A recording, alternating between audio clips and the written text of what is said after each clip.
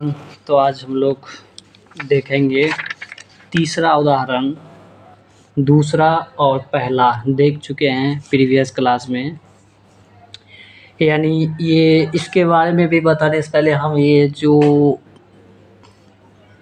Pair of linear equation in two variable है, यानी हिंदी में बोलेंगे तो दो चर वाला रैखिक समीकरण। दो चर वाला रैखिक समीकरण सुन करके ये समझ में आ गया होगा कि वेरिएबल होगा एक्स वाई, ऐसा करके दो वेरिएबल होगा, इसीलिए दो चर बोलेंगे। दो चर वाला रैखिक जिसका पावर एक रहेगा। इसमें पावर दो आएगा ही नहीं। नाम ऐसे नहीं दिया जाता है। वो नाम कैसे दिया जाता है उसके बारे में थोड़ा सा हम समझाने का ट्राई करते हैं। पूरा चैप्टर में जो बात सबसे ज़्यादा रिपीट होता है ना, उसी से उसका नाम रखा जाता है। जैसे चर, वेरिएबल एंड एक्स वाई पूरा चैप्टर में आएगा ही आएगा। वो अब उसका पावर एक होगा ही होगा, चेंज नहीं होगा। वो एक मेन हो गया, कॉमन चीज़ हो गया, दो चर वाला रैखिक समीकरण, और ये समीकरण के रूप में आएगा। समझे? वहाँ क्या था, पोलिनोमियल, बहुपद के रूप में आता था सब। यानी पोलिनोमियल में एक से ज़्यादा पद होगा, उसमें द्विघात भी आ जाएगा, पावर एक दो तीन करके वहाँ देखे थे।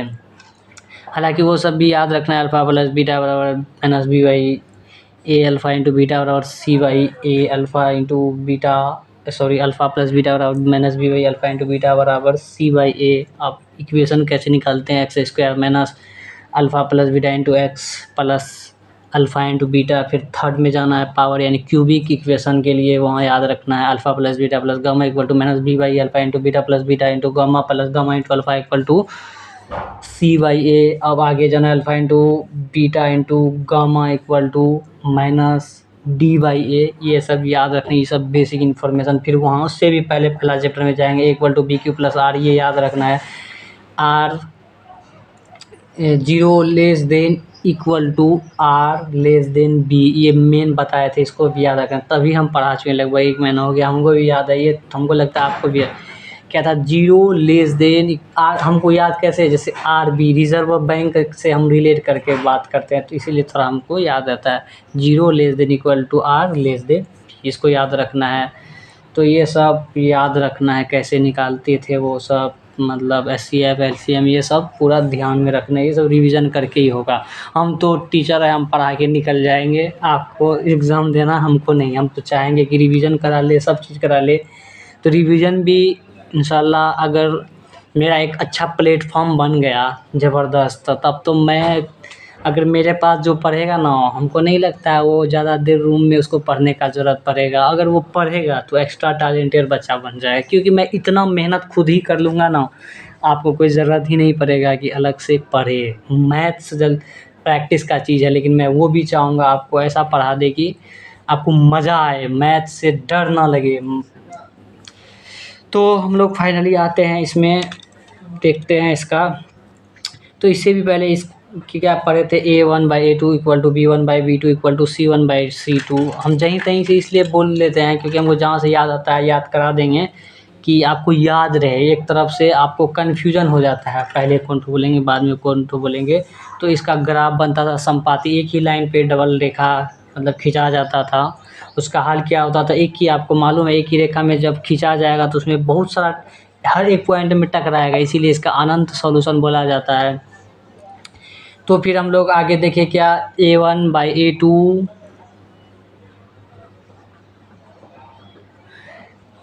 Not equal to b1/b2। इसका क्या होता था, एक मतलब क्या होता था, वो जो इसका ग्राफ बनता था एक दूसरे से टकराता था, प्रतिच्छेद करता था। प्रतिच्छेद करने के कारण ही इसका अद्वितीय हल होता था। अद्वितीय का मतलब है इसका एक हल होगा, यानी एक पार्टिकुलर हल होगा, एक्स वाई का वैल्यू निकलेगा। फिर अगला क्या देखे थे, a1/a2 equal to b1/b2 not equal to c1/c2। ये क्या था, टेढ़ा, ये मतलब सिमिलर चाहता था, यानी समांतर ग्राफ बनता था।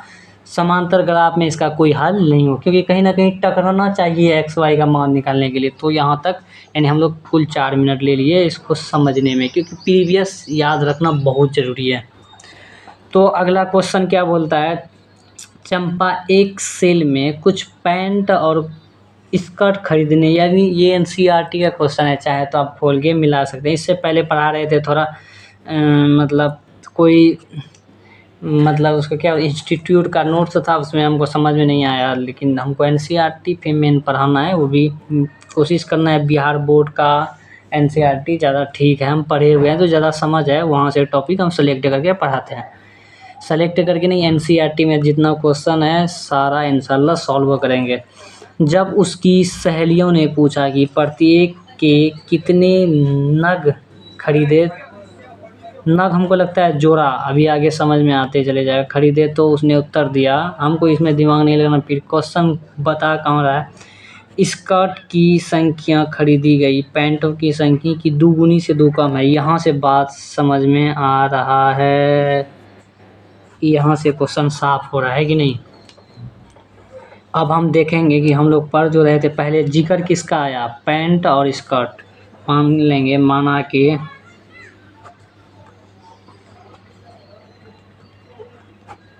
Pant equal to X and skirt को वाई मान लेंगे, ठीक है, इसका मान लिए।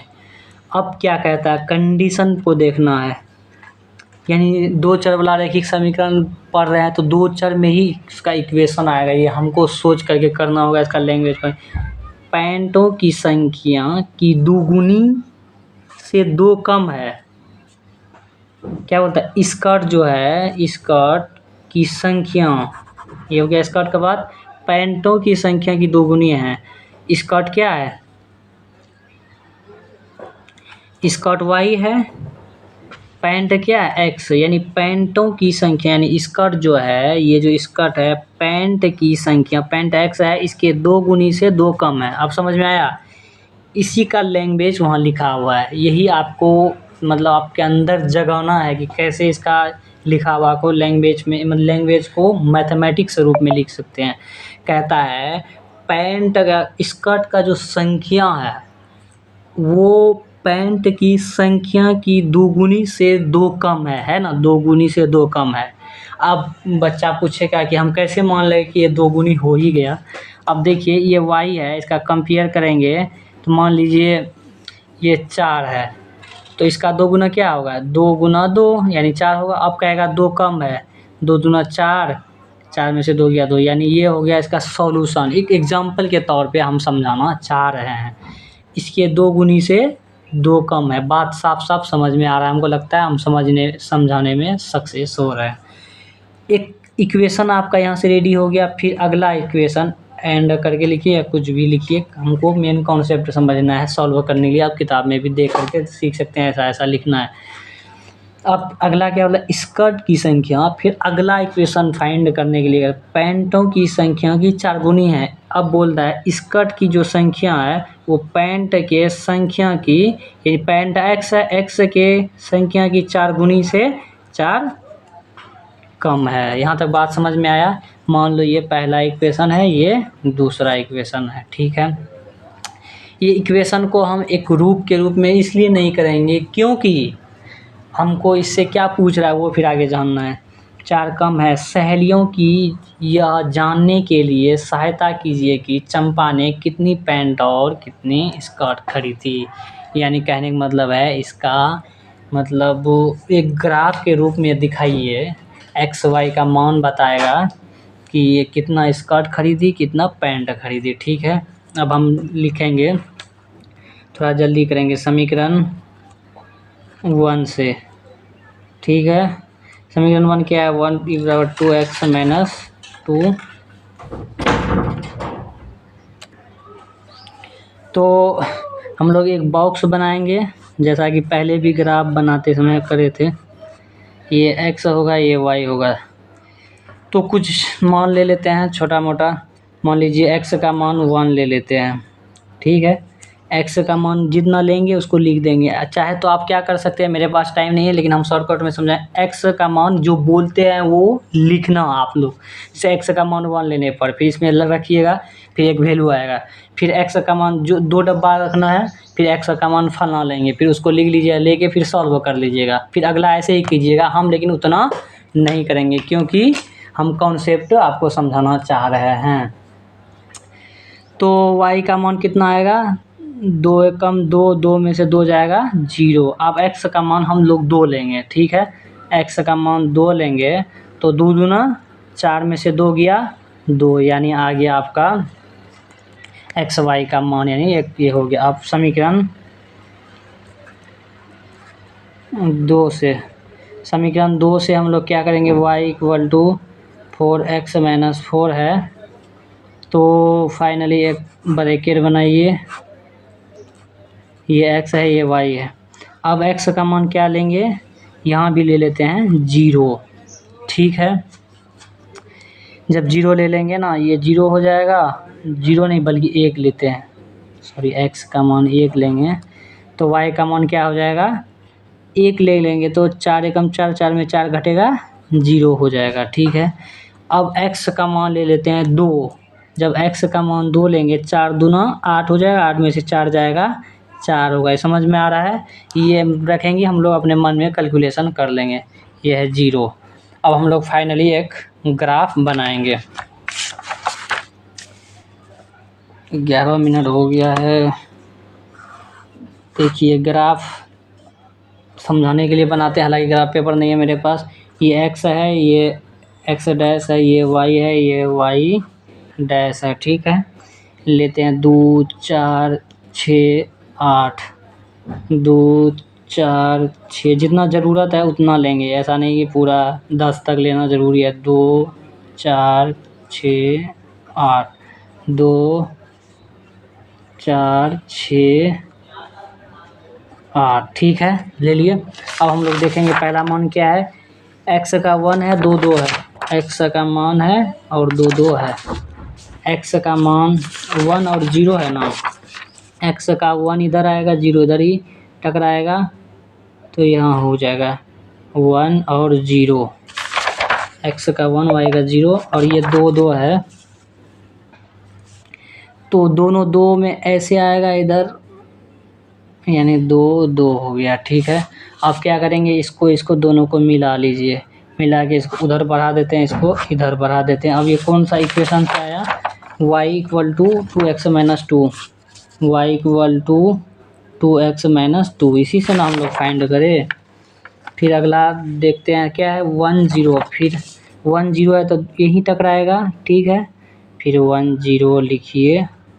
अब फिर अगला क्या होगा, 2x का मान 2 y का 4, x का मान 2 y का, x का मान 2 y का 4, ये आएगा कुछ इधर, ठीक है, 2 4। अब क्या करेंगे, इन दोनों गुंडा को मिला देते हैं,